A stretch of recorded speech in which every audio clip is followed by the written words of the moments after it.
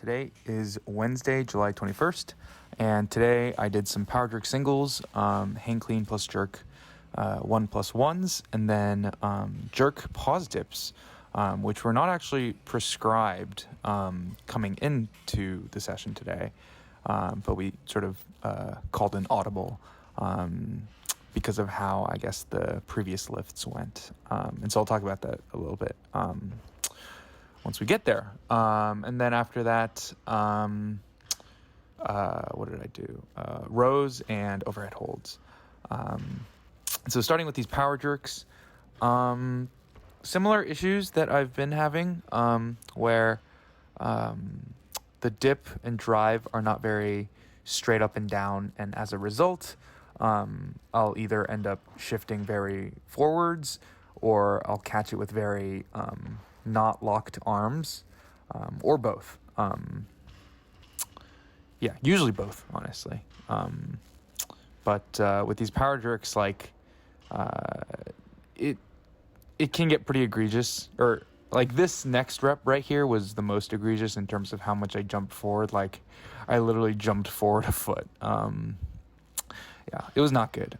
You can tell just by the way that I'm dipping, and then subsequently driving, that I'm sending the bar very forwards.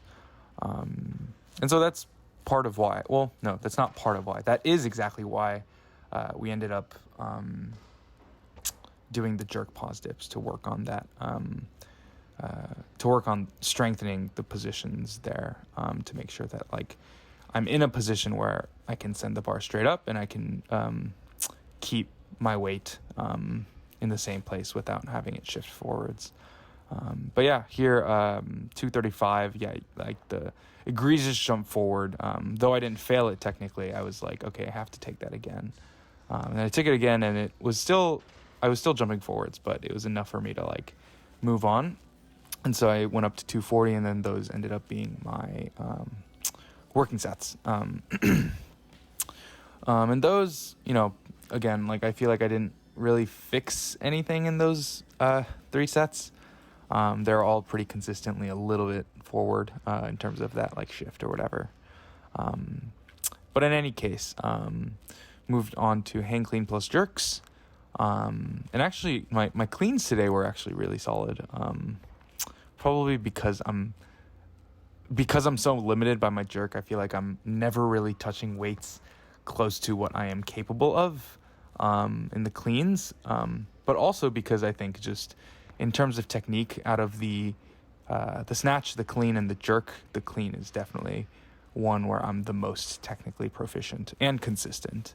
And so that's a good thing, but at the end of the day, if I can't jerk what I can clean, then it doesn't really matter what I can clean. So, but yeah, similar issue with the jerks here. I mean, this is pretty lightweight, so it's not super noticeable, but 205 here, I remember, the jerk was pretty egregious in terms of, like, how much it moves forward because of the drive and how much I shift forwards. You can see it right here. Yeah, not good. But because this is lightweight, like, I can muscle through it, but the same thing happens on the working sets, and because they're heavy, I just can't muscle through it. Like, that's just absolutely not a position that I can recover from, unless I'm, like, really lucky or something like that. But yeah, that one was a little bit better. I think I was able to clean up the bar path a little bit. 245, easy clean.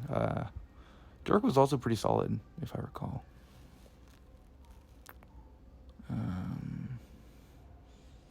I take a long time between. I recovered with my back foot first because I was still a little forwards, but it wasn't anything egregious enough to, like, I guess, make it that bad. I don't know.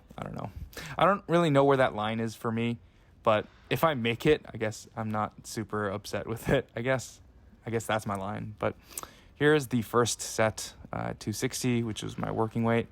And I make it. And unfortunately, this is the only one I make. And another reason why another reason, I guess a reason why I'm dipping forwards in the jerk. You can see here my elbows are pretty darn low.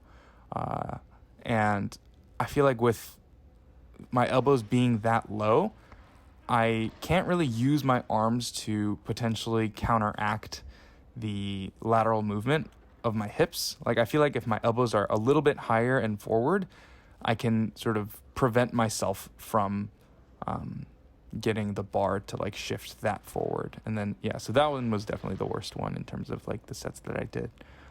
But yeah, like I can't really use my arms to counteract and create an opposing force laterally that's created by my hips. And so that's what was brought up by Aaron right before this set. And so this set, I was thinking a little bit more about that and getting my elbows a little bit higher. And it actually ends up being pretty solid positionally. And if you watch this jerk, yeah, there was no reason for me to miss that. Like that, there's no way that should ever be a miss given where I was at positionally. Because it was pretty solid. It was just, I think, like mentally I had given up, which is not good, given that, should have been a make. But anyways, yeah, so because this was clearly a problem because I was missing 260, I made it 1 out of 5 times. We decided to scratch the clean pulls because there's really no point in trying to like do something to like build strength when we're 10 days out from the meet.